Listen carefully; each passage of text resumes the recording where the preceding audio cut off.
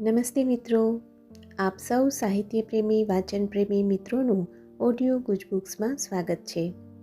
અત્યારે આપણે વાંચી રહ્યા છીએ વર્ષના પ્રત્યેક દિવસ માટે એક એમ 365 સુંદર સંદેશાઓ સાથેનું આ અદ્ભુત પુસ્તક ઉઘડતા દ્વાર અંતરના. માર્ચ 14.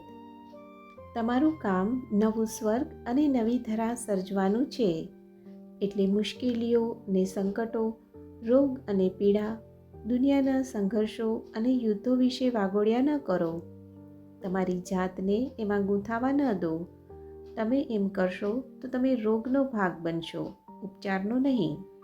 તમારી ચેતનાને તમે ઊંચે લઈ જશો ત્યારે દુનિયાની તકલીફોની અસરથી તમે મુક્ત બનશો.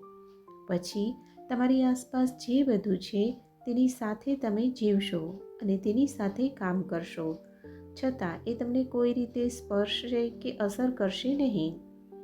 અતિશય ચેપી રોગો વચ્ચે મુક્તપણે કામ કરવા માટે ડૉક્ટર કે પરિચારિકા એના પ્રભાવથી અસ્પૃષ્ટ હોવા જોઈએ અને એમનામાં ભય તો બિલકુલ હોવો જ ન જોઈએ.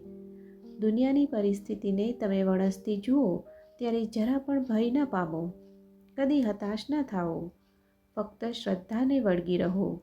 તમારું મન મારામાં સ્થિત રાખો અને જાણો કે બધું જ બરોબર, એકદમ બરોબર છે.